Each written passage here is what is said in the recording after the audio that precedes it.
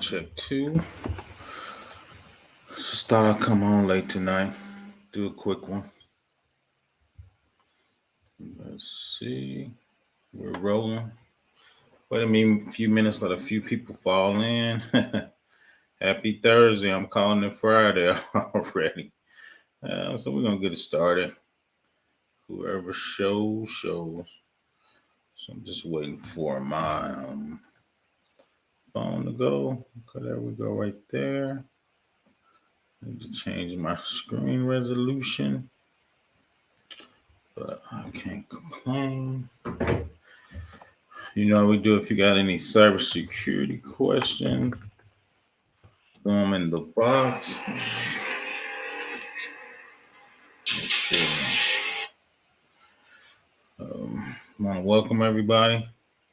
This is just getting started here in a minute. Oh, there it is. I'll wait for my phone to kick on. There it is. How's everybody doing tonight?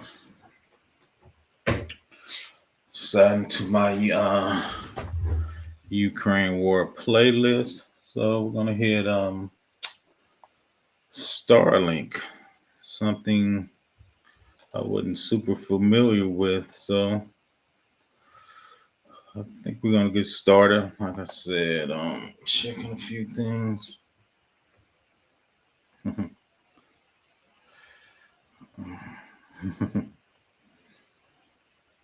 So let's get it. Like I said, we'll get started. Trying to get motivated. Like I said, I've been just following the Ukrainian war. I thought this was a unique subject, so we'll get at it. Let's see. So let's get at it. I got 3 likes and 0 in the box, but it's all right. Let's get it. So from the war, um, the Ukraine internet course is down. So the government is trying to figure out what is their place. So, but Russia's actually been Russia-backed hackers attempt to disconnect the Ukraine internet the same way it took down the country in 2015. So they've been doing this for a while. It's not something new, right? So since February 23rd of this year, Russian cyber army has been carrying out repeated distributed denial of service attacks, DDoS attacks against government websites, overwhelming them with spurious traffic in order to take them offline. Internet shut down, as a rule, are enacted by governments with the ability to order internet service providers (ISP) to disconnect, throttle, or restrict access to the internet. Ukraine government to request and obtain support from SpaceX CEO Elon Musk to activate its StarLink satellite in their internet service in the country. Right, so their internet was down. It was being attacked by Russia, of course. So the president of Ukraine reached out to Elon Musk and said, could he use Starlink, which is a satellite internet provider for rural areas, right? Uh,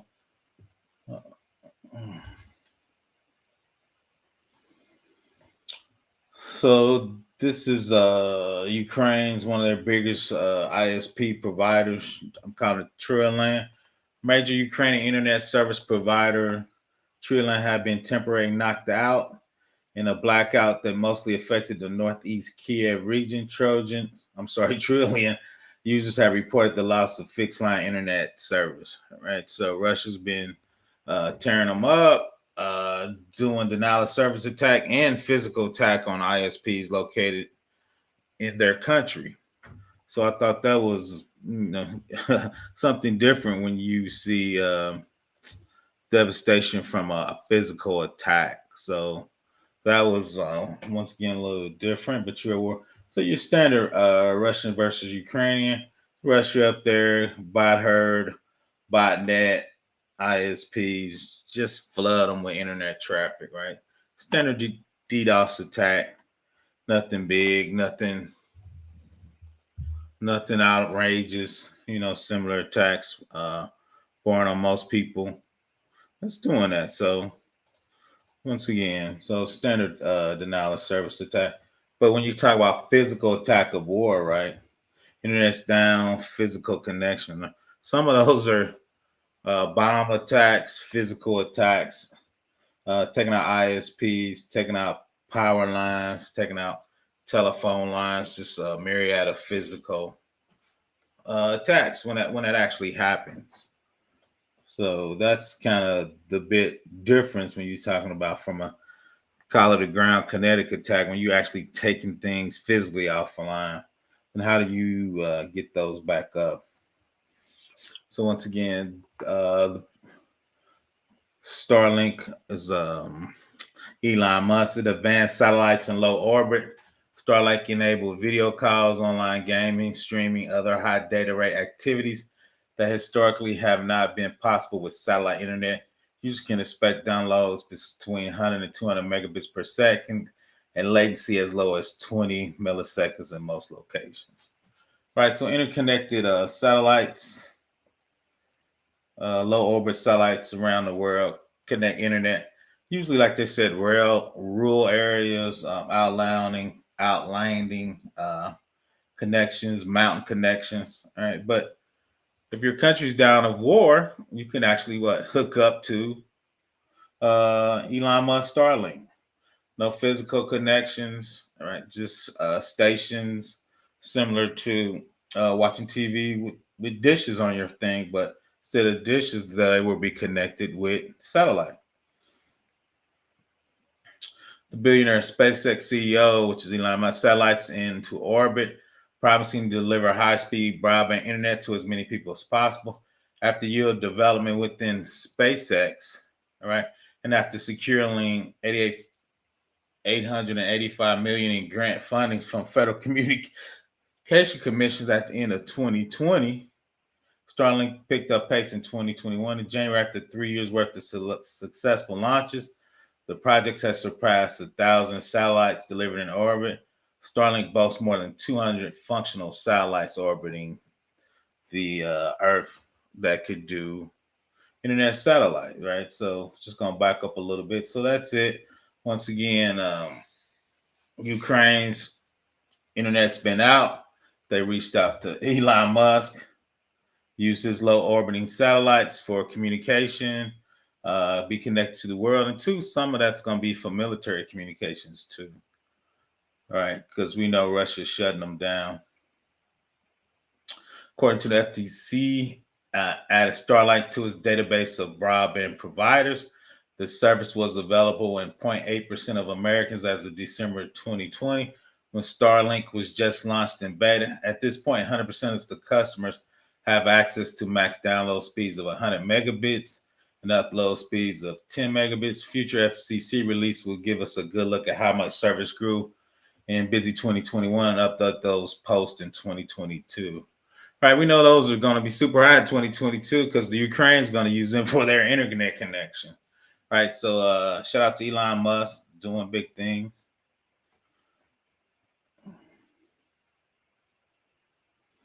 Starlink would ultimately provide the world's fastest internet, starting to improve internet access in parts of the world that are currently served by broadband providers. It allows people to connect to internet via satellite dishes. This is placed on or near the person's property. The internet is beamed down to the dish via the network Starlight satellite that has been put in orbit by SpaceX and ground stations. All right, so shout out to internet to women in Linux. They've been talking about satellite stuff forever, right? What's up, Adrian? How you doing? So once again, put the low orbit satellite of SpaceX. That's what Ukraine's going to use since Russia took out their internet. They're going to use SpaceX. It's engineered by SpaceX. He's leveraging its experience in building rocket ships and spacecraft to deploy the world's most advanced internet system. As world leading provider of launch services, the only provider with the orbiting class reusable rocket, SpaceX has deep experience with both spacecrafts and on-orbit operation. Right, so what's up, Sparks? Peace. Peace, Gabe in the box. I don't see him. I need to check up what's going on with my service. So using the SpaceX to put the low satellites in orbit to get the internet into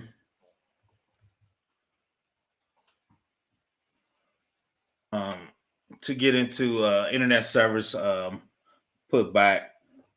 So the question is I guess that's the best way to get Ukraine working back in. What's up, man? Hot chat from this account. Oh, that's cool. I gotta figure out what's going on with that. I dropped the link if you bored and want to come up, man. So once again, SpaceX putting those low orbit satellites in. We know Ukraine was cut off from the internet due to DDoS and physical attacks.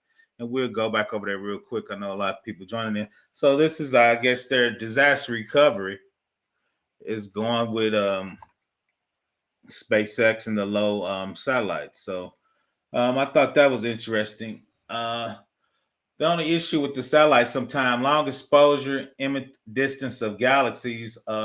Observers said that the SpaceX satellites created this look when you were looking at telescopes to try to view other parts of the galaxy.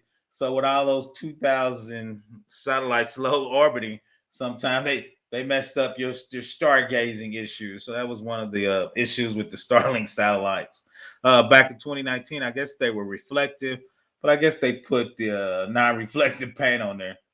So Starlink is without its controversies either. Members of scientific communities have raised concern about the impact of low Earth orbit satellites on night sky visibility. Meanwhile, satellite internet competitors included Vista, HasNet. Amazon has their own satellite project called, I'm calling it Cooper, have taken notice of Starlink's momentum and prompted regulatory jousting intent to slow down Elon Musk. I guess Amazon's going to shoot their low-level satellites up to have internet possibilities to the Ukraine too, or have a backup system. So once again, Russia knocked out Ukraine's internet, and so Ukraine actually reached out to Elon Musk and said on a tweet, which I thought was, I don't know if that's appropriate. I don't know if that's too much power for one man. I feel like we talk about Superman. Elon Musk, why are you trying to colonize Mars? Russia's trying to occupy Ukraine. While your rockets successfully land in space, Russian rockets are attacking Ukraine's civil people. We ask you to provide Ukraine with Starlink stations to address the sane Russian to stay in, right? So the president reached out to Elon Musk and was like, "Hey, can we use Starlink?"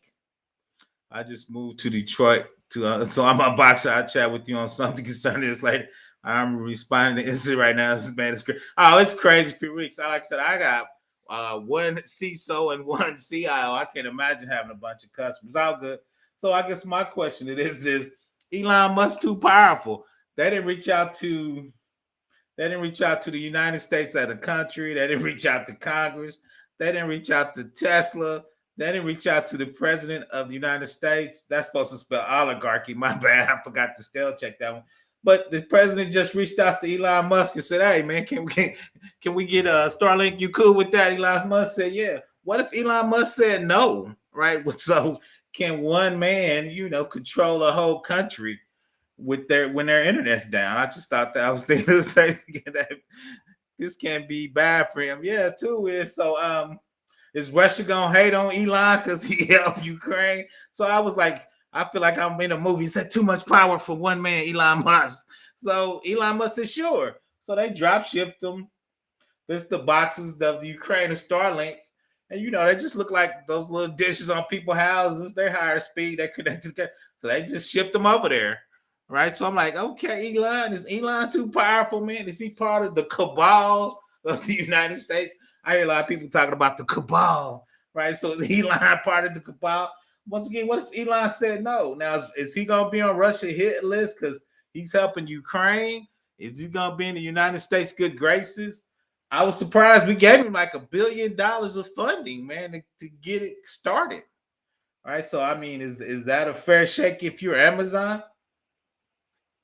Right. So from a cybersecurity perspective, and even from a United States DR, if our stuff actually got cut off right? Will we reach out to Starlink?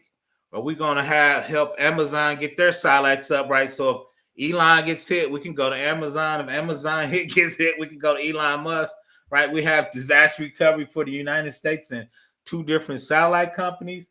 So I was just kind of thinking about that from disaster recovery. And the cool thing is I'm always shouting out AWS because I've been doing let's stop. So AWS got these regions out there, right? So if Oregon region got hit because we were going to war from that side of the country, we still would have internet connections just off of Amazon, right? Of course, we got Amazon, Azure, and Google. I call them the big three. But say if they came and the U.S. East got hit and North Virginia got hit, right? We still could use Amazon backbone as a communication hub for the United States, right? I'm thinking now from the United States perspective, if somebody ran through the United States and started trying to shut down our internet, even from a DDoS attack, all right, each one of these is separate data centers in those regions, right? 2 or 3. So in a region up there, there's at least 3 availability zones. Each one of those data centers are interconnected and at least 60 miles apart. So if one of those data centers got hit, the other 2 will still be up, right? So to shut down the United States, we're a little more resilient with Amazon. Once again, you got Azure and Google. So I'm sure the government's got contracts with all 3 of those companies for disaster recovery, for communications and other things if we got hit as a country, right? So an availability zone is one or more discrete data centers with redundant power, networking, connectivity in the AWS region. AZ gives customers the ability to operate production applications and databases that are more highly available, fault tolerant, and scalable than would be possible from a single data center. All AZs and AWS regions are interconnected with a high bandwidth, low latency network over fully redundant, dedicated metro fiber, providing high throughput, low latency, and network between AZs, which are data centers. All traffic between AZs are encrypted. The network performance is sufficient to accomplish synchronous replication between the AZs. High availability is easy. Applications partitioned across AZs. Companies are better isolated and protected from issues of power outages, lightning, tornadoes. From any other AZs, all are within 100 kilometers, which is 60 miles of each other. So until it's each one of those availability zone in a region, each one of those use a different provider. Like one might be Verizon, one might be I'm trying to think of the big one. So each one of those use a different carrier to move data on their backbone, right? So if one got hit, the other one would be up, right? So from a Ukraine attack on the United States, we got redundancy. AWS, and on top of that, once again, you got Azure, which is world class, and Google. What's up, Black Dub? What's up, brother Michael? Struggle Security, struggling unboxing. Shout out to him. Go check him out. So once again, so if we were to get attacked, like from a foreign country, like Russia, right? Each one of these have multiple data centers in them, multiple paths, and multiple connections, right? And 2 is we have probably 10 high level providers we could use. You know, the top tier, of course, is the big 3: Amazon, Azure, and Google. Then under there, you got Rackspace, Oracle, so many others. I mean, there's a ton of them. So from that perspective, I think it would be hard to shut down the United States, even from a DDoS attack. I mean, each one of those have big time DDoS protection in all those regions and availability zones too. And 2 is once again me messing around with AWS. If you see to the right, that's North America data center. So if they shut down the internet in the United States in this region, we could actually do a cloud WAN backbone and get internet provided from Europe, actually on AWS backbone, right? As a failover, if we're thinking disaster recovery, the United States, or even just a big company, right? And 2, if that went down, I mean, we could get internet provided from Asia, right? So let's go to that global picture. So even though we're in the United States, if our internet went down, we could ride AWS backbone and actually get internet from Ireland, London, Spain, right, and continue to use that backbone to have multiple regions and survive multiple attacks. Right. And shout out to the Cisco guys. You got the software defined WAN. So you can actually do a DS connection straight over to Europe or straight over to Asia and bypass the cloud WAN and just use dark fiber that AWS had, or once again, Azure or Google. Right. So we're just talking about if the United States were hacked from a cyber warfare. There's a couple ways from a disaster recovery where we could get internet and communications on the AWS backbone to other regions. Once again, that's the United States region. It's called a cloud WAN backbone. You can actually jump on that backbone, and you'll be riding on AWS's proprietary backbone. You can get internet service from Europe, Asia, I think Israel, Spain had data centers. So once again, I was just kind of walking through what it would look like since Ukraine went down. They were using my man's thing. The other thing that popped up I wasn't aware of is Amazon's coming out with their satellites. Project Cooper will launch 2 satellites by Q4 2020 and ABL space system. Amazon continues to make progress on Cooper, their low Earth orbit satellites called LEO, low Earth orbit satellites, LEO, satellite constellation that will provide fast, affordable broadband to underserved and unserved communities around the world. This is a major long-term initiative. Today, we're excited to share and play and launch. So I guess I didn't know Jeff Bezos is kind of mimicking what my man Elon Musk does. I always feel like they're in competition. They're billionaires in orbit. Now they're trying to build satellites. But for the United States, once again, that'll be good. It'd be a backup thing. If one went down, we could use the other. If the other went down, you could use the other. So that would be our DR site if we got a DDoS attack or major attack, or if you're in a company and you need to make major moves because you're getting DDoS attacked, you could use a different service, right? Different IPs. You can spin up and use that as connection for your service. Like I said, once again, I didn't know Amazon was getting their low Earth orbit satellite constellation together. Project Cooper and Leo is theirs. So this kind of walks through kind of some of their timetables and what they're expecting. You can see at the end they're gonna have their low soft satellites. So, I mean, hell, I guess if Amazon's got 2,000 and I'm sorry, Elon's got 2,000, Amazon get a couple thousand. Like I said, will you ever? The only thing you're gonna be seeing in the night sky is satellites. What's up, Peter? Glad you could join me. So just kind of walking through, and we're gonna flow back through it because it was super short. Just talking about Ukraine reaching out to Elon Musk and asking them to use their StarLink satellites for internet communications because obviously Russia took them offline. If you look at this in 2018, there was a vulnerability in this StarLink connection. The vulnerability is updated. It's in the Subaru car, may give an attacker with physical access to the vehicle USB port the ability to rewrite firmware in the head count. This occurs because the device accepts modified QNS6 file system image as long as the attacker obtained access to certain decryption encryption code as a consequence of a bug. On-site image passed a validity check. An attacker will potentially install persistent malware head into the firmware and execute arbitrary code as the root user. So if you do code as a root user, you can do anything on the box. But that's in 2018. I'm sure they fixed it. So let's kind of roll through it real quick. Like I said, I was just surprised once again that Ukraine reached out to Elon Musk and StarLink because Russia shut down all of Ukraine's internet access. So if you look at the bottom, Ukraine government to request and obtain support from SpaceX CEO Elon Musk to activate his Starlink satellite. Their major ISP in Ukraine was shut down. It was not temporary offline. That's the message people were getting. All right, so that's like somebody trying to use AT&T or T-Mobile when you try to get in and the fixed lines are down, right? Once again, it was a standard, originally a DDoS attack. Russia's at the top.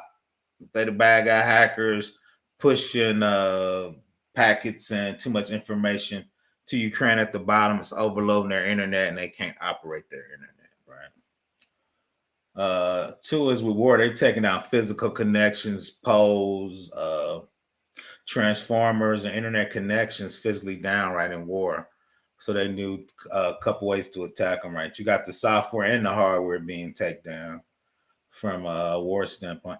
Long story short, that's kind of what the satellites looks like from StarLink. Elon Musk satellites in there that gives internet connection. It's supposed to be for rural areas and places you can't get to. But if you're in war and you can't get to it, right, satellites would be a perfect way to get connections. Part of SpaceX was Elon Musk. They shoot those satellites up there real quick, and their rocket fuels come back down to Earth and lands, right? So you can keep reusing them. They don't you don't lose them in space, right? The one thing I guess threw me off is after years of development, SpaceX, after securing a nearly $885 million in grant funding from the Federal Communication, so the United States funded them for like $1 billion. Right? We could use $1 billion for other stuff. We shouldn't be giving Elon Musk free money. But once again, though, he's with that research R&D, I'm sure there's a lot of things that's going to come out that the United States and the world is going to benefit when you master satellites. That I think people benefit from the reuse of his rockets. Like the first part of that was kind of how the shape the space shuttle was going up and coming back down, right? Reusing itself. Originally, your rockets were floating in space, and you reuse a rocket, right? You had to build a new rocket, right? So a lot of that $1 billion come back in the trajectory and reusing space rockets, which is cool. Let's see. With engineering, SpaceX getting it. Yep, those are low level. They call them LEO, low Earth orbiting satellites. Okay, I didn't know he's paid $11 billion in taxes. Sweet. But he got a bill of that back, Metropolis. I don't know. So now facts. Let's see, hit it real quick. Some of the things is at first I think the satellites were white. They were reflecting off each other. So when people were trying to stargaze in certain areas of the United States, they would get these white lines. But once again, I think Elon Musk fixed that. He got some non-reflective paint, so they wouldn't do that. Once again, I was surprised to hear that Amazon Project Cooper is basically replicating the Starlink satellite. Amazon's going to start shooting up low-level satellites to do internet connections too. So Amazon's going to have their version of it, and Elon Musk is going to have their version. Once again, the president reached out to Elon Musk and asked him, could they get the Starlink stations? I thought that was too much power. The president didn't ask the United States. He didn't ask Congress. He didn't even ask Tesla. He didn't ask the president of the United States. He asked Elon Musk. I'm like, okay, is that too much power? Or is Elon Musk just, doing great by society? All right. So, but what if Elon Musk said no? So I just, so I was a little perplexed by that. I'm a big Elon Musk fan since PayPal, where he made his first fortune. I mean, he seems to be on a cutting edge. He does a lot of open source stuff. He did his plans for tunneling to do high-speed rail underground. He just put those plans on the internet for free. He's doing solar, so he's doing a lot of good things in the world. So it's kind of hard to be against him, but I don't know. I just thought that was too much power. Elon, can we get that Starlink? Oh yeah, man, I'll send it to you. This is the Starlink arriving at Ukraine. Basically, it's like satellite dish. You put facts that PayPal mafia money, man. He done quadrupled it. I'd have shut it down, man. I'd have been on the beach somewhere in Aruba. Y'all would have never heard of me if I made my first $800 million. I'm done. Yeah, that PayPal. I think I might do a video. I don't think a lot of people are hip to the PayPal mafia and LinkedIn, Tesla, There's a lot of companies that came out of that PayPal mafia family. Once again, if you roll in the United States, we got data centers all over the United States, so it would be kind of hard to cut us off from the internet and not do business, and not be able to get an internet. Once again, we got data centers all over, and I still believe there's government data centers. People aren't aware where they're at. That's out there. So shout out to Sparks. And when you have Amazon in their region, they have at least 3 data centers. Those data centers use different providers to provide certain services.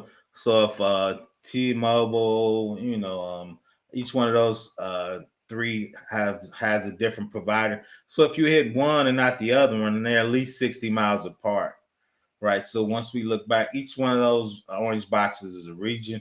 In each one of those regions, you have 2 or 3 data centers spread out, 100 miles connected with their fiber underneath.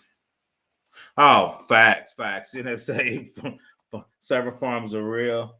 So yeah, and they got high speed. And we talked about this availability zone, 60 miles apart. They're all connected, high speed bandwidth, low latency network, fully redundant. Only so if you hit one, the other ones will keep running. Right. So I'm sure the DHS, Department of Homeland Security, is walking through their disaster recovery for the United States. That if we got hit, what move would the United States would make in that type of if we had that type of issue, right? Or if somebody attacked the United States from that point of view, or try to shut down our internet connections, what would that look like, right? So once again, this is something new on AWS. Those are 3 different zones. The first one's United States. Let me see. Let me get that off screen. So that's how that would look.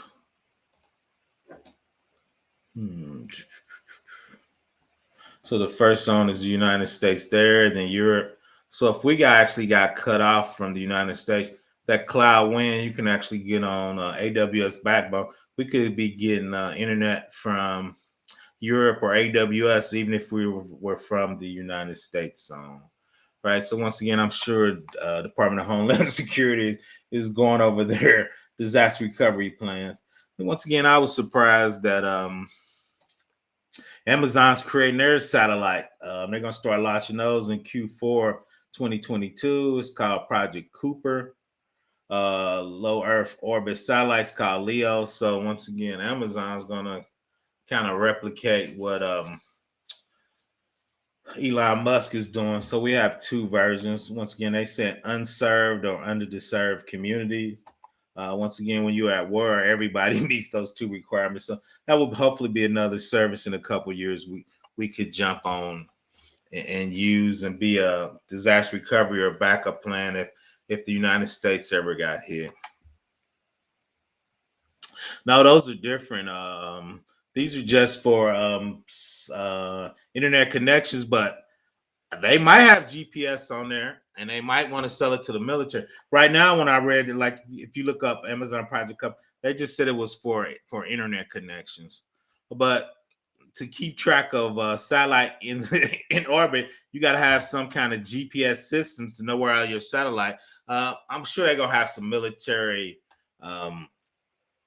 things they can sell, Peter. That's how you make money and stuff. I don't think they're listing that on their website, but I would be surprised if there wasn't some GPS and some military applications, because that's who really pays for a lot of that stuff. The FCC, a lot of times has military applications, and they were giving Elon Musk grants for that. So once again, that StarLink and the Subaru had a bug in it, CV 2018. So I just want to come in and do something short. I'm gonna hang out if you have any more questions. Once again, I was just surprised that the president just shout out to Elon Musk on Twitter. While you trying to colonize Mars, Russia's trying to occupy Ukraine. While your rockets successfully land from space, Russian rockets attack Ukrainian civil people. We ask you provide Ukraine with StarLink stations to address sane Russians to stand, right? So once again, shout out to Elon Musk. He said, sure, we're gonna send them out to you, ship them out ASAP to you. So real quick. So once again, I was just thinking that from a uh cybersecurity perspective, we do a lot of disaster recovery, and Starlink would be a disaster recovery if we ever got hit from denial of service coming to the United States. Something we can handle with our normal stuff. We can actually go to Starlink, or I'll shout out to Amazon. They're gonna have their stuff up in another 2 years, so I'm sure the United States trying to figure out if something happened or some fiber got cut or somebody attacked us from internet perspective, what will be our fallback? Because militaries is a lot of communication. So if they can't communicate over internet or over some lines we have, dark fiber that we have just for the United States, and somehow that got attacked, how will we communicate? Once again, Ukraine says shout out to Starlink for their backup plan, and Elon Musk did it. So if that happened in the United States, I'm sure we would go to Starlink or Amazon. Or two is, once again, we got some of the biggest cloud providers in the planet, and their job is to handle all that. Amazon, Azure, and Google. I mean, they got their own fiber in the sea, their own internet backbone. They got low frequency stuff they were buying for their phone systems. Bezos need to pay some facts. He got people. A lot of people work for him was on welfare, man. So that's a whole different stream to Travelers. But you're correct. You're a $1 billion company, but 30% of your employees be on welfare. So the states are subsidizing a lot of those Amazon employees because a lot of them don't get full time to get benefits. So you're 100% correct on that, Metropolis. So I've been kind of going back and forth on that to what I thought about that. Is it true there are China satellites that crash in the ocean that ever is looking for to? Oh yeah, I think I did hear. Yep, everybody's trying to get to it. A lot of times too on those satellite, it's not like self-destruction, but this close. So when they come offline, a lot of times you can hit a button, and a lot of times before they get to the ocean, they kind of explode in mid-air. It was years ago, probably 15 years ago. I remember this pilot was having problems with his plane, and he landed in, I think it was China. And one of my friends was so mad. I was like, the dude was having problems. He said, man, as soon as he land that plane, they're going to take that plane apart, man. You're supposed to ditch the plane in the ocean, and the carriers are going to come and get you and get the plane. All right. You're supposed to be in there tearing out hard drives while the plane is sinking. So I actually used to work with some guys from DOD, so we were going over that. But yeah, anything hits in the ocean, everybody's trying to get to it to take it apart, right? Especially if you are not as advanced as the other people, right? And we got some advanced electronics, so that's one of the things people do when you do espionage. You do phishing attack. A lot of that's not about stealing money. A lot of that's talking about stealing IP, intellectual properties, and how drugs are made, right? Because it takes $1 billion to make an airplane, right? You spend hundreds of millions of dollars of R&D. You could just steal that, right? You saving all that money in R&D. So that's historically how that works. This Sunday at 3, we're gonna switch over to forensics class. So we're gonna be going over forensics, beginning forensics. How do you just talk about how chain of custody? When you delete a file, is it deleted? Nope, you delete the pointers. How do you put those pointers back up so you can steal the file? How do you hide? And somebody did that. How do you hide credit cards in the middle of a picture? So you think you're looking at the picture, but if you look inside the picture, it's called slack space. You're looking at credit cards. IP is the best place to bet. Facts, intellectual property. You get paid for that. So yeah. So we're gonna do that, and I'm gonna switch my AWS for like tonight at 10. I'm gonna start doing labs, small labs, how to set up a 3-tier network on Amazon. Just different things for lab and just small labs. Just start labbing on AWS. But once again, we're switching over to forensic. It's short. I think it's like 8 weeks. Some I used to teach in college. Me and the university going back and forth. We'll talk about it. I don't think I'm gonna be teaching them much longer. I'm old and grumpy, so I get grumpy. So I'm like, I'm just gonna bring it to the internet, so I can reach more people. So I give people just a taste. Like I said, forensics. That has to tell you if you want to do it. We're gonna do it more from a lecture and seminar standpoint. Just put your toe in the water, get a few lessons, see if that's something you want to do in the future. Like I said, I've been teaching that for about 8 years off and on. So we're gonna bring that to my channel, internet. Something different. Just so you, like I said, put your toe in and see if you like it. Cybersecurity has so many domains in it. That's one a lot of people don't really talk about much. We're usually more offensive, hacking and attacking. Little blue team and really less forensics. Forensics, of course, is on the blue team. Once we get hacked or somebody shut down our internet, I figure out what happened, what IP address are they coming from? Are they using the wiper malware to do damage to our hard drive so our internet software won't work? Right, so that's what forensic is. So, all right, network Python. I need to get after that cloud. I'm hitting that cloud hard first. So, like I said, I got a playlist out there for AWS practitioner exam. That's the one I probably take in a couple weeks. Then I'm gonna go over to probably DevOps for AWS. I probably retake the Security Plus 601. I think mine is the 500 the last time I got certified. So then I'm gonna take the 600 Security Plus, the probably DevOps from AWS. Then I probably do the CISP. Then I probably try to do the Associate Architect in AWS. I sound like I'm doing that's a lot of certifications, but that's what I got on my list. Let's see what it looks like in reality, right? Let's get it. Now that's a good base. I like people starting with networking, and I'm a huge I programmed 15 years, so I love programming as a foundation. And two, a lot of things with networking, you gotta automate a lot of the networking stuff, especially if you're in the cloud. You moving it to multiple VPCs, all that stuff should be automated using Python. So that's definitely a good move. Yeah, I know Nectropolis has but we'll see. That's my plan. We'll see. People been asking me to do. I got to get back with some people. I just been so busy. I'm kind of a little burnt out, to be honest, but I got to get back on track. The pandemic got me off a little bit.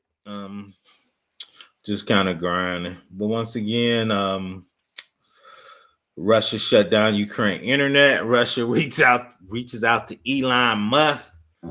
Has Kanye West? The man has too much power. Right? That's what I should be playing in the background. Is that too much power? Right? So, I mean, they didn't ask the United States. They didn't ask Congress. Ukraine didn't ask Tesla. Ukraine didn't ask the president.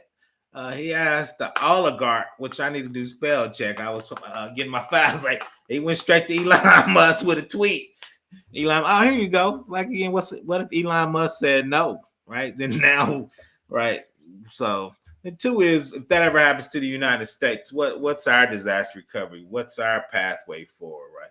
When these things happen, the Department of Homeland Security, it's called a post-mortem. If that happens to us, what are we gonna do? Right. What's our plan? How do we make sure we stay connected? You be certifiable. I'm trying to get there. So once again, that would be our disaster recovery, right? So once again, go check out my man Struggle Security.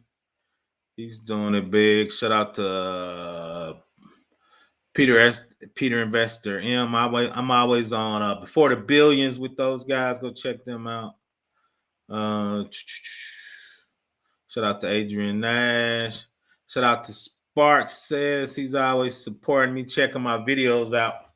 He's always giving me feedback. It might just be an okay symbol, but shout out to them. So give me feedback. Out to Nectropolis, Adrian Nash. So like some hang on a little while longer, see if there's any more questions. But once again, Elon Musk comes to the rescue with StarLink, low orbiting satellites for internet. So Ukraine can get back online hopefully shortly. Ukraine sparks to get Ukraine back online. Once again, that's disaster recovery. If some goes out in this country, what would our plan be? What would our play be? You as a company, if your internet goes out, even and you paid your bill and you're all good, what is your play? What is your plan? Right. So I work for our federal government. So we're like, okay, we're on Azure. We got to spin over to AWS. We got to spin over to Google. If this provider goes out, what's our backup provider? Right. So we got to still go to that. I would think so. Is that a statement, Metropolis? Starlink runs Linux? I would think so. Linux is definitely from that thing and from aerospace. I always run Linux. I'm an old school guy. I love Red Hat. I like paying for support. They're always on top of it. They're government certified to run Red Hat. I think Ubuntu actually just got certified to run federal stuff, but it was Red Hat for 10 years. They were the only ones that to do government systems on. So I just kind of stick with that one. I'm kind of old school and hard headed about my Linux, and hopefully I'm gonna do more Linux in the future to get that down. Because when I spin up stuff on AWS, I'm gonna spin up all my stuff on Amazon Linux too, their version, which they actually forked Red Hat and put some special links in to work, make it easier to work with AWS. So shout out to AWS Linux too, which is a Red Hat fork. So that's probably one I'll start working with when I start spinning up drives and things. So I think I'm gonna wrap it up. Like I said, I was coming up with something short. I was like, let me jump on. Shout out to Starlink and Elon Musk,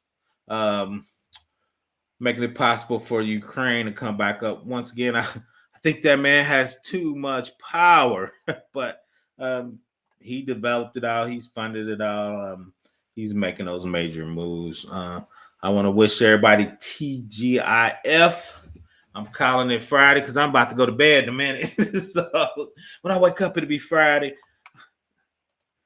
All facts. Government, I always have a backup plan. So when I worked at DOD, we call it post-mortem. So I'm sure they're trying to figure out, okay, this happened to us. What's our plan? What's up our backup plan?